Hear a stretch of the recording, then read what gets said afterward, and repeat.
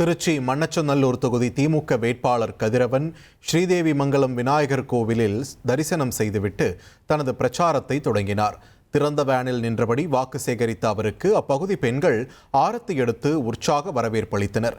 அப்போது பேசிய அவர், கடந்த முறை 59,000 வாக்குகள் வித்தியாசத்தில் என்னை வெற்றி பெறச் செய்து தமிழகத்தின் டாப் 10 வேட்பாளர்களில் ஒருவனாக என்னை மாற்றியவர்கள் நீங்கள் என்று நெகிழ்ச்சியுடன் குறிப்பிட்டார். கடந்த 5 ஆண்டுகளில் ஸ்ரீதேவி மங்கலத்திற்கு மட்டும் 6 கோடி ரூபாய் மதிப்பீட்டில் சிமெண்ட் சாலை உள்ளிட்ட 19 பணிகளை நிறைவேற்றியுள்ளதாக குறிப்பிட்ட அவர், தனது மக்கள் சேவை தொடர மீண்டும் உதயசூரியன் சின்னத்திற்கு வாக்களிக்குமாறு கேட்டுக்கொண்டார். இந்த பிரச்சாரத்தில் பெரம்பலூர் எம்பி அருண் நேரு உள்ளிட்ட கூட்டணி நிர்வாகிகள் திரளாக பங்கேற்றனர்.